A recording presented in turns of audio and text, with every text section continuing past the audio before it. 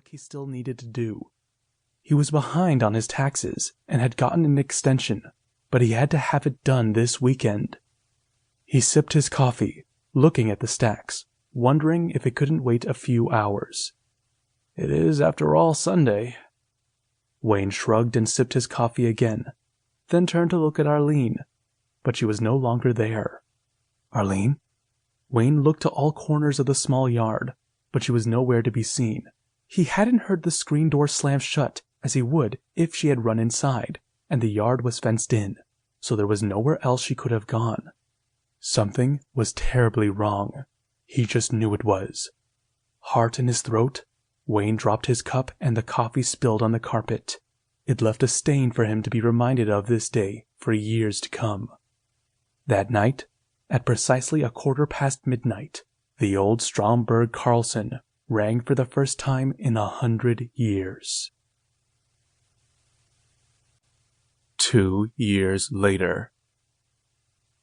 Chapter 2. Nassau, Bahamas.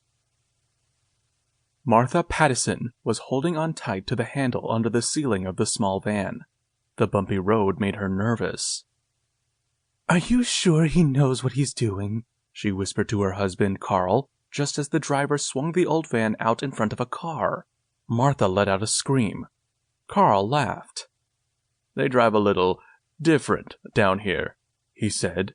"I'm sure he's got everything under control." Just as Carl had said the words, the driver took a sharp turn and led them down a small street with slum houses on both sides. "This doesn't look much like a safe neighborhood," Martha said, clinging to the handle even though it was slightly loose. The car was rustling and squeaking on the bumpy road. "It's gonna be fine." "You sure he's not just taking us to some place where his little friends are waiting with machetes to rob us of everything we have?" Carl chuckled. "I'm pretty sure." She snorted. "Pretty sure? That doesn't sound very reassuring." "We're on vacation, Martha. Relax and enjoy it." The van bumped back onto a bigger road, and the driver took another sharp turn, made it out just in front of a car, and barely missed it. Martha screamed again. The driver looked in the mirror with a bright smile. "Shortcut, ma'am. I know all of them on the island. That's why they call me Shortcut Mike." "That's nice," Martha said, but she didn't mean it. "Or you can call me M&M, like the candy, not the wrapper," he said with a loud laugh. He looked at Carl. "Here for vacation." "Yes," Carl said. "It's our 30-year anniversary." 30 years with boss lady here, eh? Martha and Carl looked at each other, then smiled. M&M nodded. "Very nice, very nice. Well, welcome to the Bahamas. Best vacation you'll ever get. Here, we are too blessed to be stressed. If you're stressed when you're here, then you're not doing it right." M&M burst into a loud laugh. On the dashboard, one of his 3 cell phones started to vibrate. He didn't even look at it. 10 kids, he said. There's always something.